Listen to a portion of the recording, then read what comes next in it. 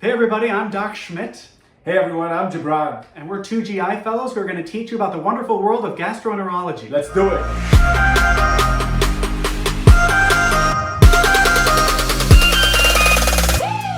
Are you wondering about the colonoscopy prep and procedure? Or even what a colonoscopy is or why you might need one? You're in the right place. Today we're going to delve into the details of colonoscopy. We're going to do 3 videos on colonoscopies in total.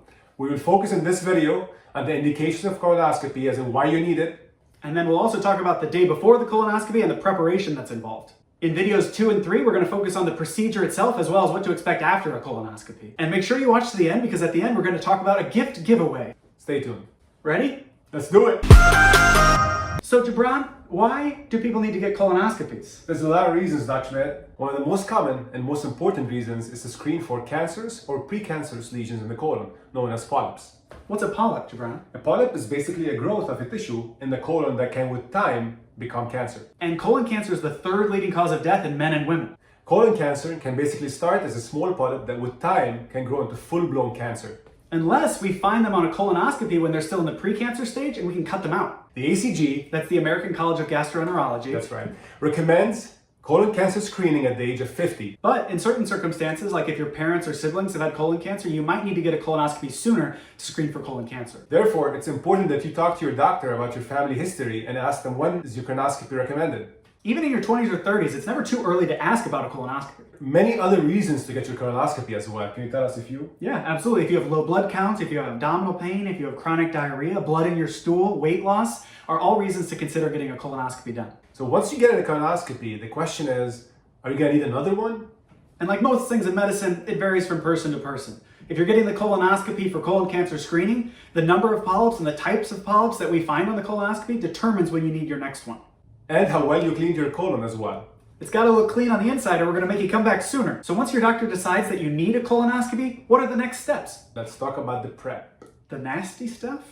Nasty stuff. So what is prep? It's basically a medicine you need to drink before the procedure to help clean out your colon. Often we use things like Miralax or something called Go Lightly, but it depends on your doctor and your specific medical conditions. When you start to drink the prep, it's going to make you go to the bathroom a lot. A lot. And that's because we need to get everything out of your colon so that we can see the walls and make sure there's nothing abnormal or no polyps hiding in there. The more you go, the more clean your colon is and the better off your doctor can see in there. Exactly. By the end of your prep, we want your bowel movements to be looking clear. Like lemonade or urine, basically. It's kind of gross. If on the morning of your procedure, your bowel movements are still brown, your doctor's probably going to reschedule your procedure. Why? Because we can't see anything. If there's still poop on the walls and we can't wash it off, we're not going to be able to see what we need to see, so you might as well not have gotten the procedure at all. So it's safer to just reschedule you rather than making you get anesthesia twice. Have you ever had any bad colon prep experiences? Feel free to comment below. There are many different prep options that your doctor can prescribe for you. Sometimes we do a split prep, which means that you drink half of it the night before your procedure and then half of it the day of the procedure. Sometimes we have you drink the whole prep the night before. So why do we even do the split prep?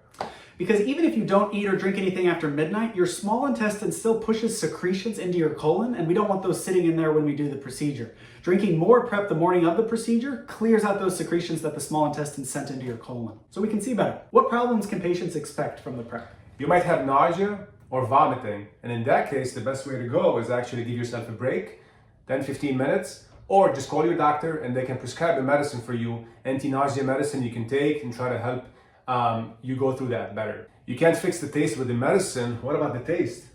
That's true. The taste is pretty bad, some patients report. You can wash it down while you're drinking it with juice or Gatorade, and chilling it, putting it in the fridge, makes it go down a lot easier. Or sometimes you can even use a straw. That would make things go down even easier as well. What should you be drinking and eating the day before the colonoscopy? Clear liquids. What are clear liquids? They're clear, basically. Water, coffee without the cream, tea, soda, Gatorade, Juice without the pulp? popsicles, and candy. When you're drinking the clear liquids, what do we need to avoid? No alcohol, no red stuff, no red jello. Because when we're doing the colonoscopy, it might look like blood. Also, of course, you shouldn't be eating any solids because it's going to take too long for that to pass through your colon and we'll still be seeing it during the procedure. Thanks for sticking with us for part 1. In part 2, we're going to talk about the colonoscopy procedure itself and the day of the procedure. If you have any questions or any comments, feel free to let us know. We'll be seeing every single one of these and we'll be happy to follow up on that. Like and subscribe, and we'll see you in the next video.